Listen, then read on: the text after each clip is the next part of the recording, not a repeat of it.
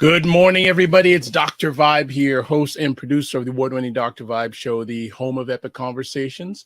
And I'm the host of Epic Conversations, 2020 Best Podcast News Award winner and 2018 Innovation Award winner given out by the Canadian Ethnic Media Association. I also co-host and co-produce the only online show in the world for dads and fathers. It's sponsored by Dove Men Plus Care. And as always, I like to say you're blessed, highly favored, a magnet for miracles, and a solution for someone's problem. And if you're watching this live, especially if you're watching this live, please tune in and please tell us where you're chiming in from.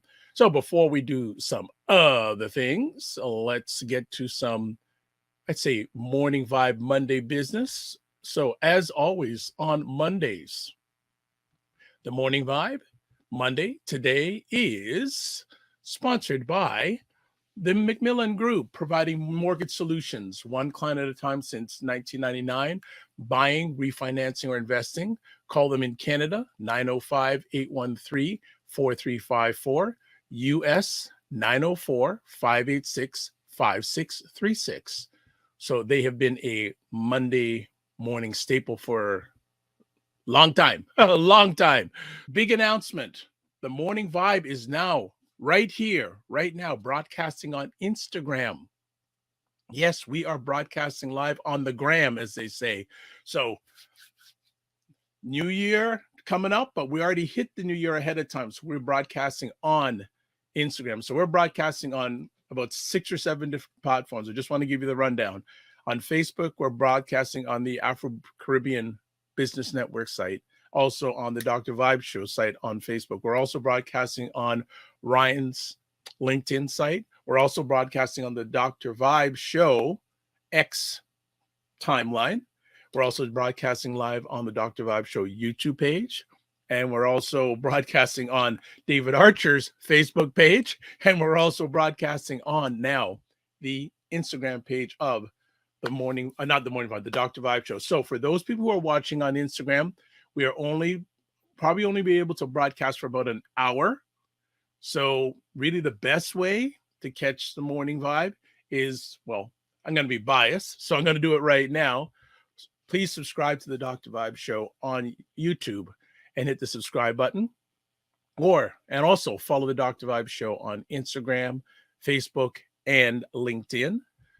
To advertise your business, product, or service on any of the platforms I broadcast live on, email me, dr@thedrvibeshow.com.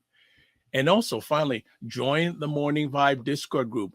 More and more unique content now is being put there. As I said last week, we had Karen Nicole of the Energy Shack Juice Bar on, and she gave 4 tips about managing your eating habits over the holiday season. So those are now up in our Discord group. So email me, dr@thedrvibeshow.com. I'm going to ask a lot of our friends that are coming on the show now, hey, if they have any content they'd like to share specifically with our Discord group, and most of them I think will say yes, we'll put it in there. And also I'll post replays of past epic shows that we have. Are you ready, David? Are you ready? He nodded his head. So, like, there's a song by a group called Van Halen, Right Here, Right Now. David Archer is with us right here, right now. What's going on, David Archer? Many blessings. How's Good everyone stuff. going? What's am good blessed. in your neighborhood? I'm blessed, highly favored, magnet for miracles, solution for someone's problem, Black Alicious. How about you? Well, I'm blessed and doing my best. Everything's good around here. Aye. What has been going on in your world since we last spoke on a screen? We keep in contact digitally on the back end, but it seems that a number of things have been going on. Good things. Yeah. So I'm going to be giving a presentation for the University of Michigan on MLK's birthday. And nice. It's an honor. I think that it's just, there's a lot of stresses, of course, in the political sphere and also socially. And I think that being invited as a keynote speaker for one of my heroes is really a blessing. In that type of presentation, which is what I wanted to speak about today as well, is that there are ways how MLK has been remembered, kind of are very convenient for the social structure, but aren't super convenient for us, the people who are members of the public, the people who are going to, in a way, help to do things to realize the dream that he was trying to achieve. So, of course, I'm not the type of person that's going to be smiley and making all, I'm not an entertainer. My job also is not to bring hope. My job is just to eliminate the consequences of mental health suffering that have been imposed by racial trauma. So that's the way how I'm going to be, Dr. Bob. I Yeah, can just only be be me. yourself. I can only be me. Just be your core. Let me ask a little backstory. How did this, and I'm gonna call, I'll please say, speaking of, to me, it's an event. How did this event come across? Another thing I want to add is that I'm releasing my 5th book on the same date, which is Transforming Complex Trauma. And what is this date? January 15th. This came about because of the writings that I've done. I've also been doing some presentations. My book is a required reading in 2 universities that I know so far, but I've had Which students two? from. So the Cummings Graduate Institute is one of them that I went to give a speech to. And then Antioch University, which again, it's that they have office That's in LA. California, is it not? They have, Yeah, it's there. yeah. And they also have a base in like New York, but again, it's virtual. So, and American geography. It's also that there have been students who've reached out to me from around the world. And some of them have said that they've learned about me through their classes, or they wanted to write their PhD and cite my work. So this is why I'm saying the platform that we have right now is something that is to be cherished. The ability for us to speak about these ideas can often reach further than an arm's length. And so in Absolutely. continuing my writing, in doing my presentations, someone from the University of Michigan reached out, and it's Dr. Deisha Price. And we had some conversations about how we need to take the step moving from this colorblind way of looking at psychotherapy, and we not only need to just be an understanding about race and racism, but we have to have an anti-racist perspective in the way how we're doing our work. And again, this perspective is resonating with a lot in the United States. I have people reaching out this week. There are 2 people reaching out to me saying they'd like for me to be their supervisor in the Quebec area. So I also just want to let people, if there's anyone in your audience who is thinking of getting into psychotherapy, whether you're a Black person, whether you're a white person, whatever background, but if you want an anti-racist lens, then I'm just also offering over the holiday season some slots. If you want just like a 15-minute phone call, just to find out a little bit of information, some inspiration, just to make it so that I can give back to people who would be interested in just having like a 15-minute phone call to know, is this the path that would be helpful for them? So this is not for therapy. It's for a person who wants to be a therapist. Is if you're interested in just even asking a question, because I feel that I'm getting a lot. I'm overjoyed with what has happened with me. And so for the holiday season, I'm just opening up some slots that if you want a 15-minute phone call, we'll talk a little bit about how to stay inspired and how to maintain the awesome work of anti-racism in our psychotherapy. It's especially important as Black men. And I have a feeling you'll agree with this, but I don't make assumptions that we check in with each other. Because as I said, you're growing in a lot of ways in what you're doing and what you're sharing, but right now it's just you. And one of the things I'm speaking for in 2023 is that 2024, sorry, is that you get a team, because you're already doing one-to-many, but the many is growing, and the many, and the many, then, you're offering this one-on-one thing. I go, that's more time. Oh my gosh. And those things, I am, because I even just on the back channel, I'm exposing David to other opportunities. And I say, yeah, that's great. But again, there's only one of him. Plus he has his son. Yes. But just to know that for me, this is not seen as work. It's my life's calling. And so at the same time, while we do need to have those professional connections, we also need the public to become strong as well. So of course, there's going to be, and definitely, I'm not spending my whole day meeting with people, but we do need to think of, especially in the mental health field, is I don't think that there's enough outreach to the public. So that's why clients will come to meet with me with misconceptions that are not their fault. And I think that we can do a better job in the mental health field of being able to speak the language of the public. And Yes. of course, but definitely I'm in agreement is that this is not something that I can do on my own. And that's why I like to have these types of presentations with us on the show, so that there's a possibility of being able to inspire someone else, whether they're a therapist or whether they're not, but just to put the seed into someone else's mind that it's possible for us to do a more humane form of psychotherapy, and one that is able to, potentially transform the entire field. And so I speak with much gratitude and also humbleness of saying that I'm going to be doing this presentation. And also, I say it so that there are other Black men specifically that know that this is what we can do. I think that with entertainment, what has happened is that we get so many images that say that the Black man needs to be a rapper or a comedian or something like that. And we need to open up the space of knowing that even if you do those types of things, there's a depth that we are able to have in our art form that is able to be transformative. We need to move away from the superficial understanding of just doing things, just for fun. And we need to start to think about, how do we continue the dream of Martin Luther King? How do we continue the dream of Malcolm X? How do we continue the dream of Fred Hampton in ways that are consistent with us? Because not all of us can be amazing speech givers like them. Not all of us need to be out on the street protesting. But there's a way how we can create a synergy when we all have a similar way of looking at the perspective of change. And that's what I'm trying to engender through making this 5th book, Transforming Complex Trauma: Reflections on Anti-Racist Psychotherapy. Also, we are broadcasting on Instagram, family, and we got people from Instagram that are chiming in. So good morning, BBL TV, which is a Canadian-based network that deals with business and Black business in Canada. Welcome. And also, Mr. Gospel Cafe, thank you very much. Wayne Harris World has a question, and we already got, this is our first question on our Instagram feed.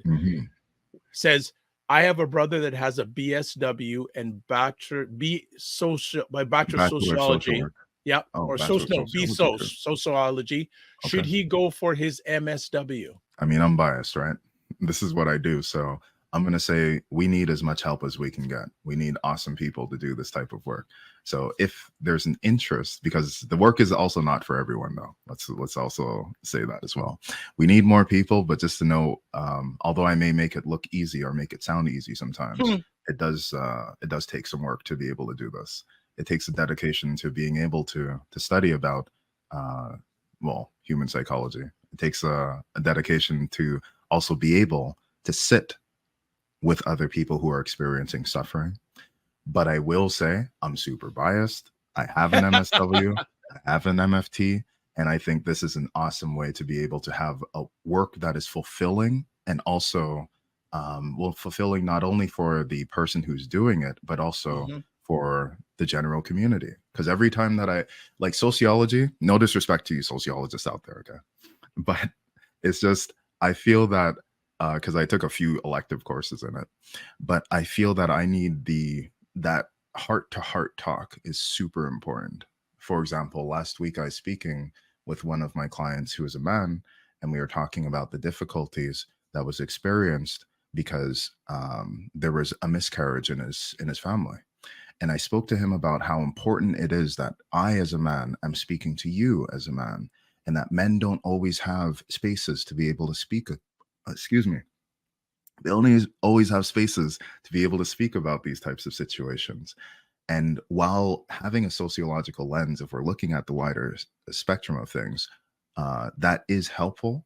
I do think that we also need to think about, how are we helping the people that are like in most need and have no one to speak to?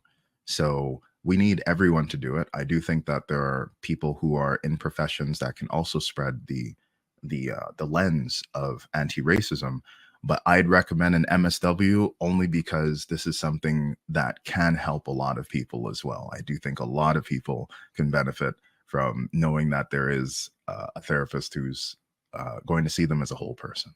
Who and what I am at this part of my journey, how can I fit into that puzzle? It's possible. There's room. Yeah, though There's there's room. room for everybody, but I don't know if it's my ambition at this point in time to don't go study, but what are other things that I can do, especially from the black male lens, to fit into Yes, that puzzle? I firm believe that there's many black men that are screaming and nothing's coming out. And like yeah, that conversation that you had with that gentleman, you provided him a safe and brave space. And a lot of times, black men, many a time, I think, black men never get to have a safe and brave space. exactly. And that's why it's not just, and this is because I was at this crafts fair a few weeks ago for Librairie Racine. It's the only black bookstore that I know of in Quebec, and so they Wow. had this event where they had people that were selling crafts, and I came with my book and my because my publication company is called Duppy Conqueror, and so Duppy Conqueror Publications. Okay, So we hold were on. selling Like, you all of got to our. stop. Hold on, stop. Where did you find them? I need to have them That's on the me. show. Just the name. It's that's it. Yo, you know this. You're Yeah. Jamaican, no? Yeah, of course. Yeah, I love it. that's I love that's it. the I name. love the name. I love Yeah. the name. And for those who wait, can I share it on the screen? I don't know if Yeah, I have if it. you can. This is the for people that don't know. Some people might know, and maybe Okay. in the back of your consciousness you might know as well. Is that Bob Marley had a song called Duppy Conqueror. Yeah. Okay, and it's just for people to know that in the Jamaican, I guess, the culture, the Duppy is going to be like negative energy. And the conqueror, of course, is someone who's going to overcome these types of adversities. And so it doesn't only have to be a spiritual entity that is the Duppy, but it's just the fact that Black people themselves are confronted with uh, an unconscious energy that is towards us. And we need to find ways of being able to ward off the bad mind things, you know? And so this is the reason why I've originally the name of it was Each One Teach One Publications, and I love that one Right. because that one rhymed and all that. But then Yeah. I felt that I had to also just I change love up the name this. to I modernize love like this. the I purpose of this. love this. You That understand? Yo, you yeah, understand? Yo. yeah, yeah, yeah, yeah, yeah, yeah, yeah, yeah, yeah. All right. So yeah. So Like, so this is it. That's so then what happened was we were selling some books and people were coming up to us being like, oh wow, like you're reading about this or you're writing about this. I never knew this book, Anti-Racist Psychotherapy. I never knew it existed. And then another person came up to me and they said like, oh, I thought anti-racist psychotherapy was whenever you went to go and see a non-white therapist. I thought anyone could give anti-racist psychotherapy. And I had to explain to them the same thing that I'll explain to you, is that because we are trained at the same institutions, and also there are certain assumptions that come from the people who have the most power and privilege in our fields, even in sociology, even in the MSW, for example. If we think about Charles Darwin and we think about the theory of evolution, let's just say he wasn't anti-racist. Let's just say that. Okay. And when we think about Carl Linnaeus, when we think about Johann Blumenbach, and these are people who were able to create the different categorizations of saying who's a Caucasian, who's not a Caucasian, the four categories of who's black, white, yellow, and red. Okay, let's just say that these people were not anti-racist. However, many of the ways how we are learning about identity and about race and species is from these people who believe that black people were not evolved as much as white people, who believe that black people were lazy, animalistic, and all of these things. So it's for that reason why it's good for us to get the education so we're able to use our psychotherapies and able to do our practice. But it's not just about what's in our head, it's what's in our heart as well. So you can be a black therapist and use an anti-black psychotherapy if you're not careful. You can be a white therapist and you can use an anti-racist psychotherapy as well. So it's not just about the way how you look, but it's about what it is, as I said before, what is the purpose of why you sit in the room with your client. all right. So just want to catch up here. A lot of people have chimed in as usual. So Fitness IQ Cam loves the name of the book company. She goes, love it, love it. Thank She you. goes, yes, yes. Of course, yeah, man. We already have hashtags out. Duppy Conqueror Yeah, man. hashtag. Also, Dr. Jai says Thank you. that is a great name. And Frequency Event Promotions goes, when David is on, I feel the energy to push more through the clutter of life. Continue to uplift David. That's a wonderful comment. Thank you. Also, Hayden Morrison, thanks for the explanation of Duppy Conqueror. Some may not fully grasp the impact power attached to the name. Thank you for saying that. What we're going to do is we're going to take a quick little break, and then we're going to come back, and then we're going to get right into Martin Luther King, which David is going to be sharing about next month at the University of Michigan. But let's take a bit of a 90-second break, come back, and keep it locked, and keep it up, family. We're loving it. See you in a moment. You know, and that's what I feel like. You feel like you're the Harriet Tubman of the mind. I am. I feel like I'm I'm one of the Harriet Tubmans of intelligent Black people. Like, I want to liberate y'all from like being left behind and ignored and oblivion. No, really, the rappers get all the attention. You know, seriously, does anybody else feel this way? Like ignorant Black people, they'll be all up, you know, getting all the headlines on the Shade Room. Overly sexualized Black folks. Like the twerkers and the, you know, just people that, you know, don't always represent the best of us, you know, the diversity, you know, like people like Dr. Vibe. Like, everybody should know about people like Dr. Vibe. Dr. Vibe he's trying to do good work for Black people. Dr. Vibe from Toronto. Good to see you, my brother. Dr. Vibe. Everybody follow Dr. Vibe. He has a great show. He's very good at what he does, and I have a lot of respect for him. Okay, so let me hop into this. What's up, Dr. Vibe? How you doing? Everybody, if you see Dr. Vibe in the chat, everybody go follow the Dr. Vibe show. Dr. Vibe is a real smart brother and a good human being. I like the guy a lot, and he's very intelligent. And I think everyone should pay attention to what he's got going on. We got to shine the spotlight on the intelligent Black people out here that are really doing the good work. Don't just pay attention to the rappers and the celebrities. You know, a lot of these people are losers. Your true winners are your people in your community that are really having your back. You know, helping us to have stronger families and a stronger community. So Dr. Vibe is in that category. So you might see the Dr. Vibe show in this chat. If you see him, please go follow him. Okay. All right. So anyway. All right. Dr. Boyce and Dr. Alicia Watkins. And in the green room while that was playing, David was smiling and nodding. Why were you smiling and nodding when that was playing? You know why? You've asked me about this before. No. I don't make assumptions, brother. You know this. Oh. It's just that I think it's just like what they're saying is that I feel that there is like a big focus on what rappers are thinking. Like, sometimes what will happen, and look, no disrespect, I'm not trying to, don't at me about this, but I think around the time when Donald Trump was running for president, they're asking people like Lil Wayne and like Ice Cube what they thought about politics. And it's so interesting how sometimes they'll ask like rappers or athletes as if they are the spokesperson for Black people, what their thoughts are. These people will be interviewed on, like, you know, for the national, like, you know, national stage of like being like, what do you think? As if their opinion represents all of us. And what's fascinating is that that doesn't happen for any other race of people. So Malcolm X spoke about that. He spoke about the fact that you never see that, like, for example, that Yao Ming is going to be representing the Chinese perspective. Like, that doesn't happen. That never happens. He may represent his perspective, but there's something fascinating that happens with us when certain people will curate and the social structure will select who it is that's speaking on behalf of all Black people. So me, myself, I'm not speaking on behalf of all Black people. I cannot, because we know that Black is, as I said, which was controversial, but I said that Black is fake. It's not a real thing. Because the thing is that I have people in my family that in Jamaica, we call them red. Okay. Is that their skin color is not. Yes. You understand? Yeah. Yeah. So we get it. Yes. Yeah, but, all right. So the thing is that it's a physical descriptor, but it's not a descriptor of your politics. Okay. So that's why it's super important for us to understand that there are ways that if you're not paying attention, you will see that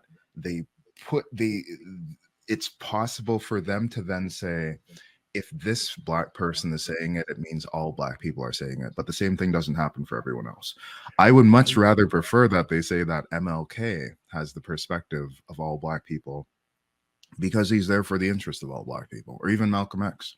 However, in our current day and age, sometimes it's a little challenging to be able to see who has our best interest, or the interest of what is Black rather than the interest of what is just green. It's not that the activist needs to be impoverished while they're fighting for social justice. It's not that that I, as a psychotherapist, that I'm not going to charge my rate, but we also need to know that there are things that we can do that are for the culture or for the individual. It's very easy for us, as we are all socialized in the West, to fall into the idea that, you know, because on the American dollar bill it says "In God We Trust," so then we start to worship the money. We start to see that as the thing that we need to fight for. What I'm trying to say is that we need to recover, as Dr. Greg Carr, Africana Studies professor, great Jegna master teacher, he often talks to us about recovering the momentum of memory. And because he's a historian, he knows that what we are experiencing today is not very unlike what we may have experienced in the past. And because I'm a trauma specialist, I need to consider the client's memory of what it is that happened to them so we can clear it out, heal from it, so we can have a better path moving forward in the future. JJ Mars, thank you. And hope you're going to subscribe to you, just as white media in America has always selected the most unqualified Black person to speak for Black people. Yes, it happens a lot. It happens a lot. And it's interesting because last campaign, Joe Biden had sat down with a one-on-one, and no disrespect, with Cardi B. Yeah, this is what I mean. Exactly. That's what I mean. That's exactly it. Yeah. Right. So that's exactly what I mean. Hayden says rappers and athletes are used as part of the distraction for us. Yes. And it's all, and it's interesting. AC Nielsen, or the Nielsen Group, which is probably one of the most renowned opinion survey companies in America, recently in the last few years did surveys. What cultural group admires celebrities more than any other? The results, us. With the something about the celebrity thing and people who look like us. Let me just see. Wayne Harris Ward goes, what does Ja Rule have to say about DEI? Sheesh. That's what I'm saying. That's what I'm saying. And again, there are artists that have knowledge. Okay, there are not artists out there that if you speak to them like on a personal level, they're going to be able to tell you some knowledge, like Cardinal Official. Like if you speak to Immortal Technique, these are people that they're going to be able to give you some knowledge. They're going to be able to speak about some of these issues. So we don't want to paint the whole brush over all of the art, because again, I was in hip hop. I was an underground artist for 10 years as well. And I knew that my hip hop was very different from what was out there. And it was a conscious decision that I made all those years ago.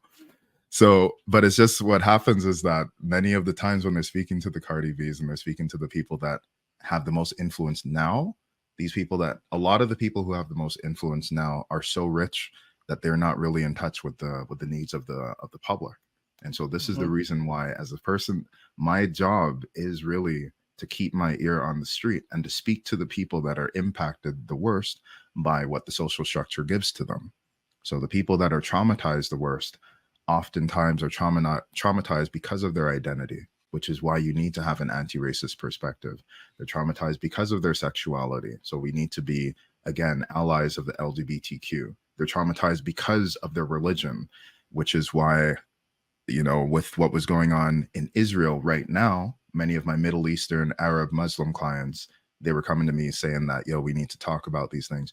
And we need to be able to not assume that all Black people are going to have racial trauma. Not all Middle Eastern clients are going to be experiencing things on the same level, but at least to have our heart open to just knowing that we can have these conversations if necessary. We need a space to be able to have these heart-to-heart talks. Yes, exactly. And interesting. I saw a very interesting clip on the weekend. KRS-One was saying he got invited to, I think it was, I don't know, it was a Grammys or whatever music was, to celebrate the 50th anniversary of hip hop.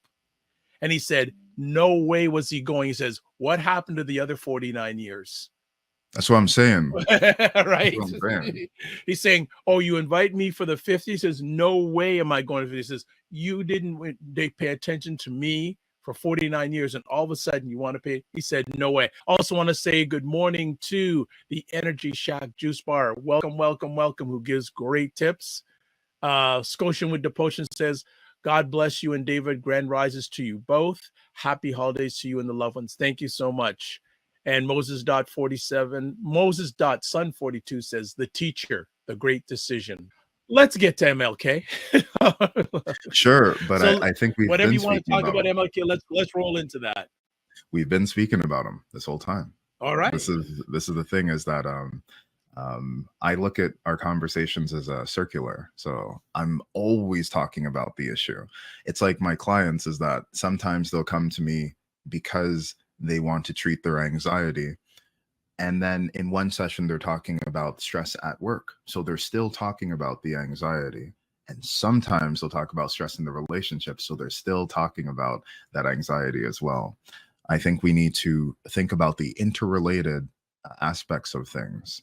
And again, I'm still on MLK, but let me bring it back to ancient Kemet for a second. Let me bring it back, okay? So the word for work, or the word for love, is represented by the hieroglyph of a backhoe that you're tilling the field. So the word for love is going to represent work at the same time. In our culture, the word that we use for work usually has a negative connotation. And when we think about love, we're thinking about Hollywood love. But we just need to know that the words that we are using in the English language are not always for our benefit. We are using a colonizer's language. We are using a language that was imposed on us because of violence. This is not the language that my ancestors were speaking, and this is not the language that most people need to speak, but because of the British Empire and the attacks that they did, this is why we speak this language. So we need to know that our words are limited. So let me bring it back now. I was listening to this talk that Martin Luther King did called "Where Do We Go From Here" in 1967. It was one of the last talks that he did, but it's very interesting because he was talking about, and again, I'm paraphrasing here. So he was talking about how if you look at the dictionary, you'll see that there are maybe 160 synonyms for the word black. And when you think of what black means, it oftentimes is going to mean something related to demons, evil, black male, blacklisted. These are usually negative things. And then when you look at the word white, you will see that there are like 130 synonyms or something like that, okay? But it often, most times, the word white is going to have synonyms relating to purity, positivity, etc. So what he said is that we need to find out ways of making it so that in our school system, we are not reinforcing and teaching Black people that there are 160 reasons why they should believe the myth of inferiority of Blackness. And we need to teach the white students that why we shouldn't believe in these 130 synonyms for the myth of the superiority of whiteness. There is great power in the words that we use. We need to be conscious of the words that we are using, and we need to have that critical lens, not just on psychotherapy, not just on sociology, not just on English literature classes. But if we are really trying to think about how we can best make the society humane, we need to be willing to hold the mirror up to ourselves. Regardless of your field, you need to have the courage to at least look at yourself. I believe this is one of the things that he was trying to teach us. And in that speech, it was especially important for me when he was talking about the three evils. And the three evils are going to be racism, militarism, and extreme materialism. Mm-hmm. So he said that, and because in his speech, I realized that, is that the way how we remember him, we will only think of him of like, you know, on MLK Day, you'll see some people, some politicians that are racist that will say like, they'll like tweet something about Martin Luther King, and you're like, yo, but you don't like immigrants or Black people. What's your problem? Or you'll see like a politician that will, like a liberal politician that will say, yeah, you know, like this about MLK. But then the liberal also, Martin Luther King had a lot of disdain for the liberal as well, because the liberal would always say something like, yeah, we need to have great change, but maybe in 10 years. Or we need to make people free, but not in this election cycle. A lot of the problems of racism would be eliminated if we could have a universal basic income. If we can solve the problem of the economic violence that is towards Black people, then we will also reduce the domestic violence that takes place. This is the basic idea that we need to learn, though, is that whenever we learn, oftentimes we put ourselves into silos, but we need cross-pollination. We need to think back to what the ancient Egyptians were doing. They were able to know that their science was related to their spirituality. They were able to know that their language was related to their science. And because we've been so separate, because we've taken on the lesson of Descartes, who's like, I think, therefore I am. Because we bought into this idea of the separation of mind and body, then we bought into the idea that our bodies don't matter. We bought into the ideas that what we think and what we believe is not as important as what other people want us to believe. And we bought into the idea that individual success is more important than the collective success. So all of this to say, MLK was not just anti-racist.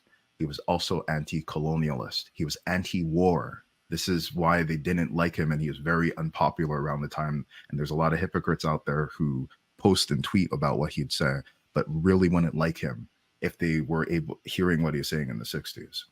But we know also that he's anti-capitalist, because he knew that the economics was one of the things that was keeping down Black people the most.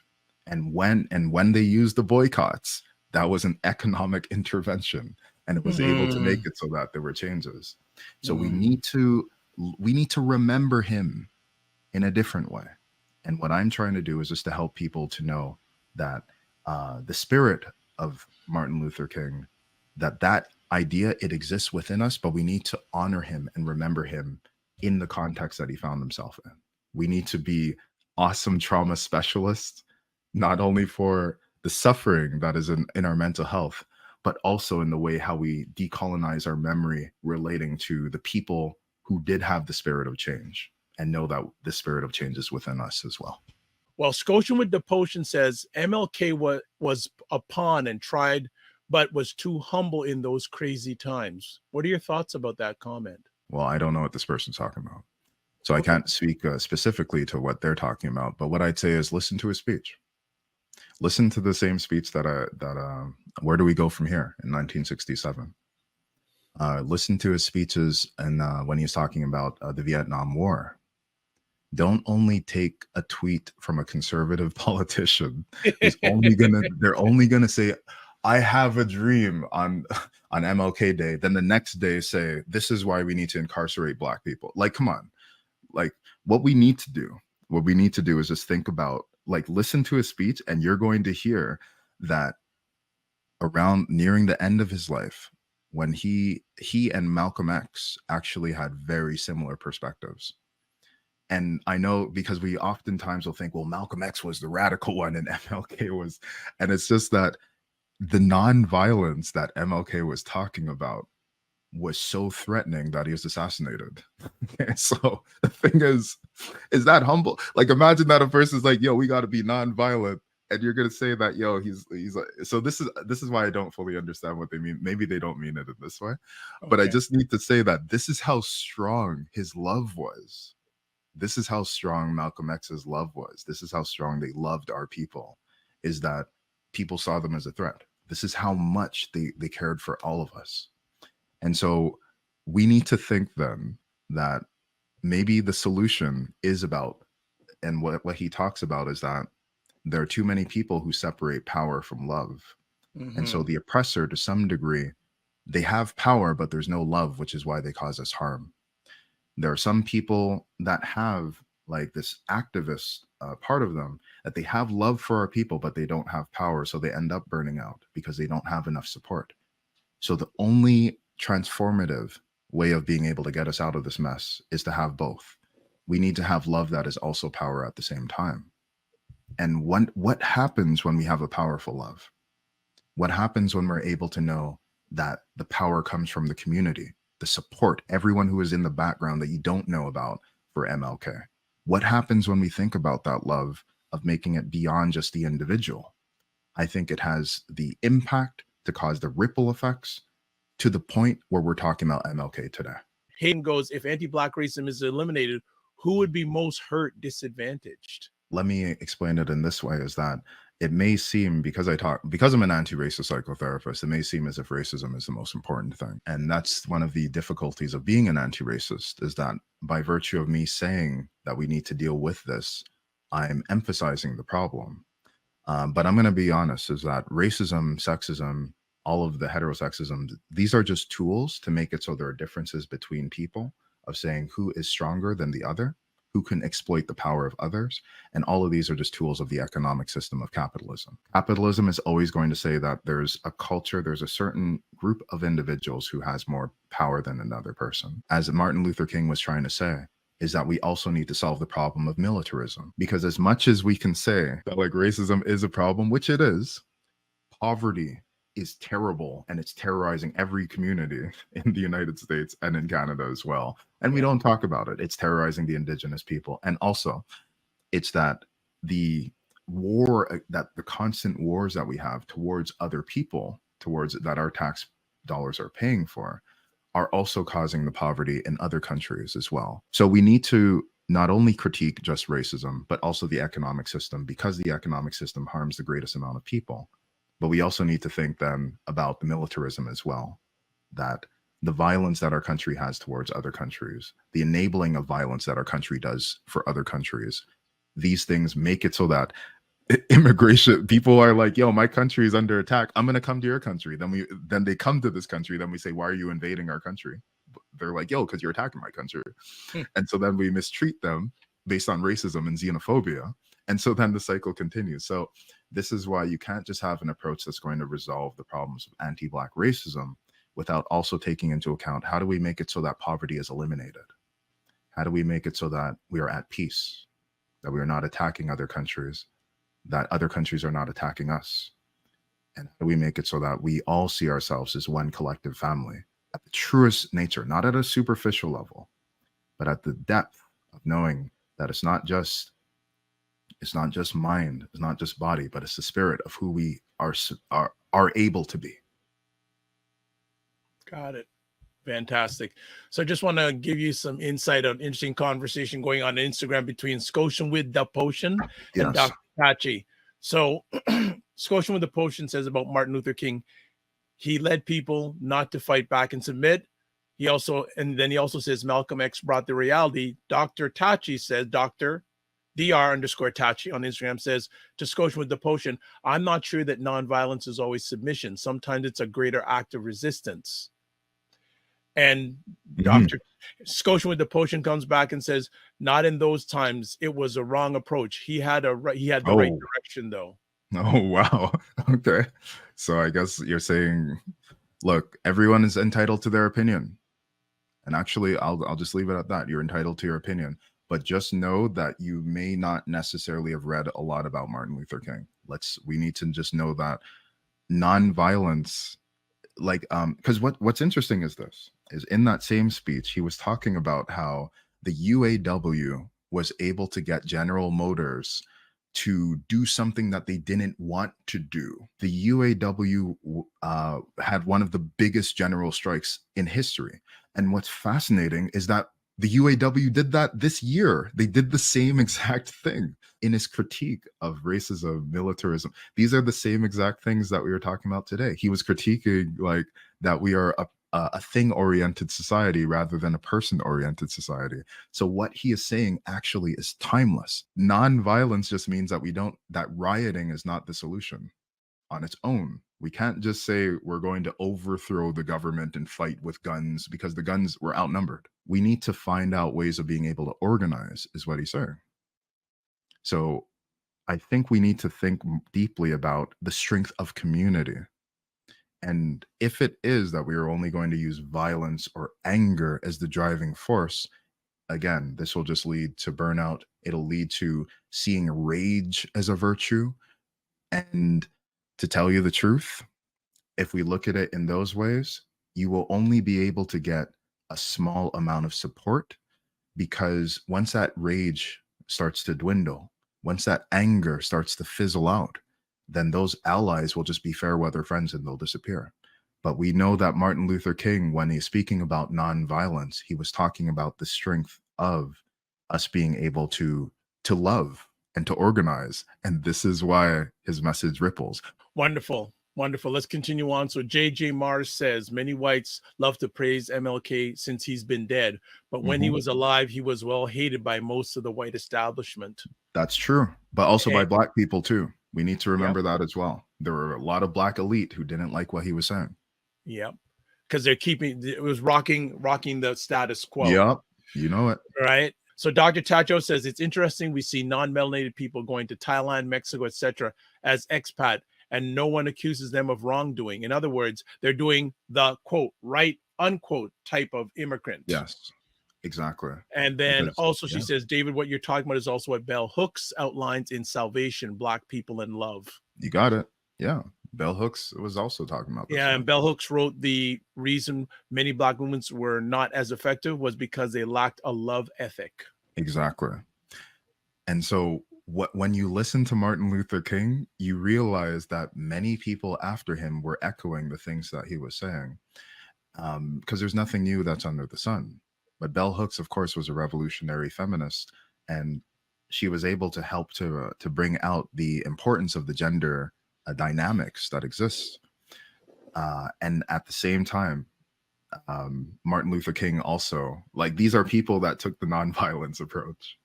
And I think that the nonviolence approach is one that is strategic. I think that we need to, like he was talking about Black being beautiful in that same speech. And I think that if we take a violent approach, it's not necessarily going to lend us the same ideas that Martin Luther King was also trying to bring up. Because the one that says we need to love ourselves, Black is beautiful, these are very different from the one that says that we need to fight for our liberation. And because, like, the numbers, yeah, I think it's a short-sighted perspective to believe that we only need that. However, just know that, of course, in certain situations, he was rolling with people that were strapped as well. Like, it wasn't that they were just like getting beaten all the time. I know that this is why we have to study. We need to read. We will misunderstand the whole context.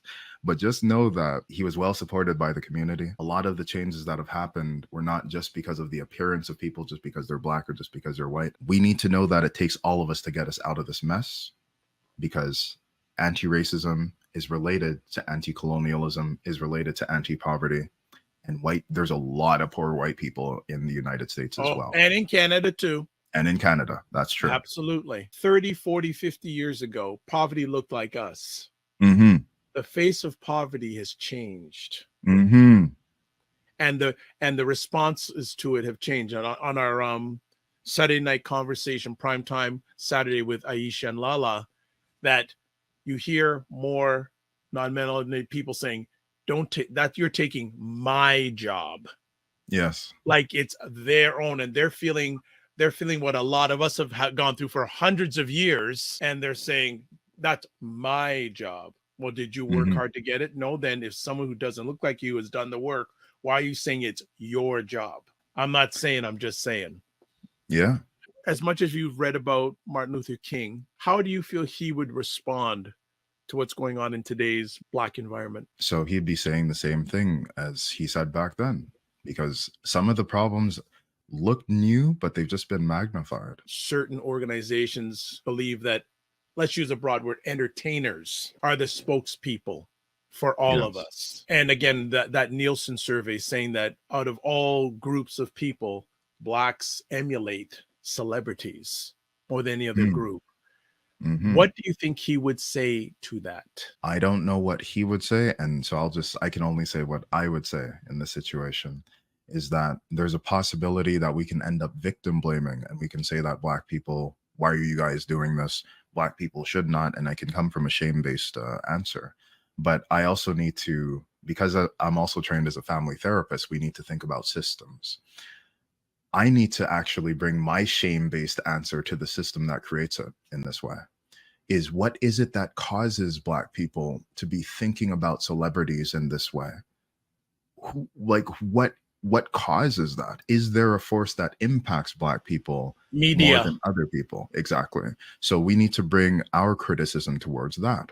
So I've worked in the past with domestic violence survivors and also with abusers as well. If our approach towards resolving domestic violence is only towards the victims of it, I think the most efficient way is just to stop the abuser from causing the victim.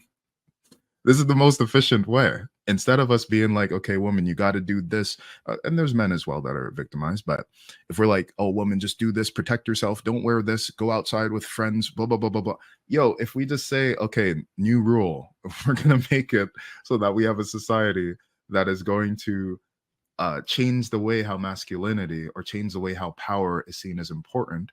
We're also going to reduce what is called precarious masculinity, where we saw the increase of domestic violence was in part due to men not having a lot of money.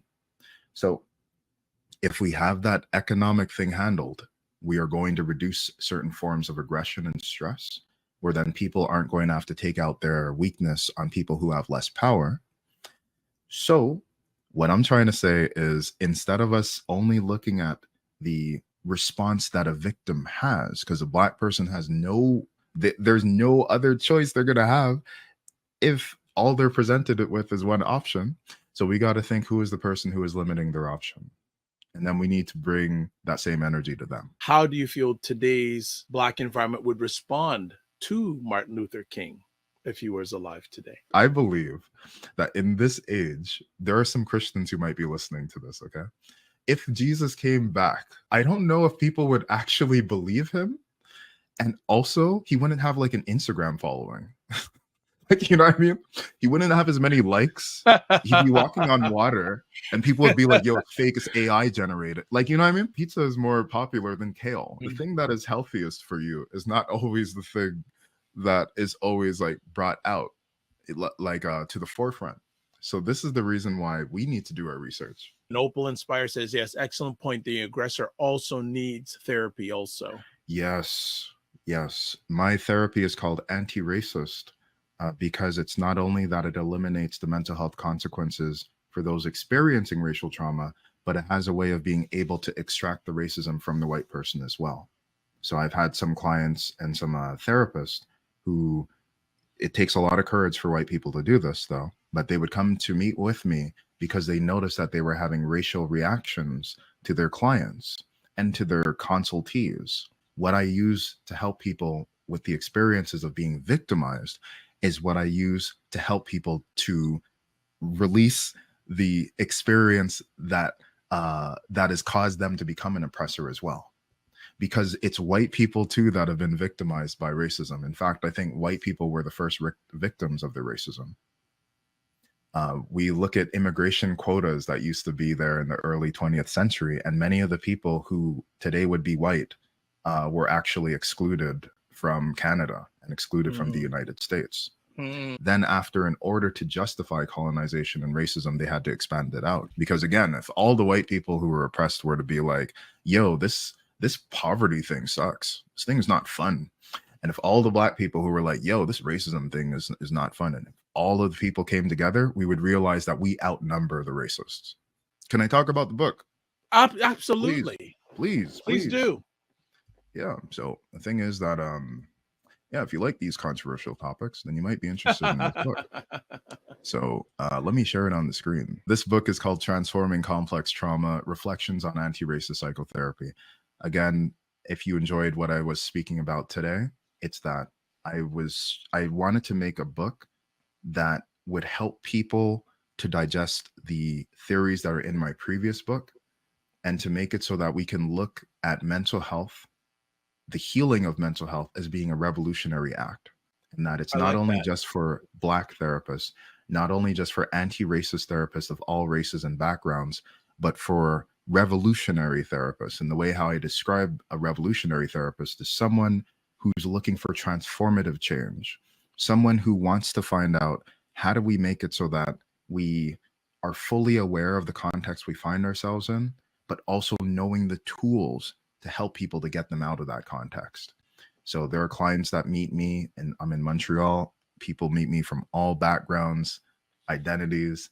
And I found out that when we use an approach that's meant to treat the mental health consequences of racial trauma, we are also helping them to remove the consequences of the internalization of poverty, the consequences of the internalization of Orientalism, heterosexism, etc.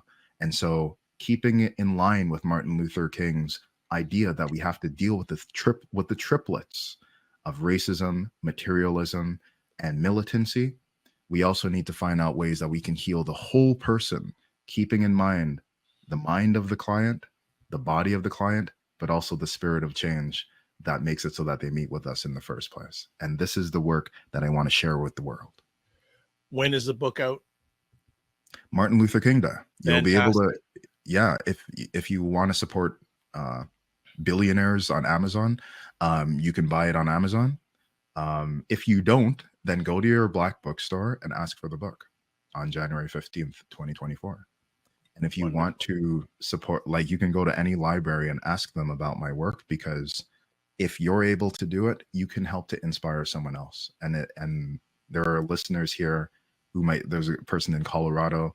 I've never been to Colorado, but again, if you're able to ask for the book there and make that book available there, then it'll make it so that other people are exposed to ideas they otherwise wouldn't be in contact with. So that is my next project.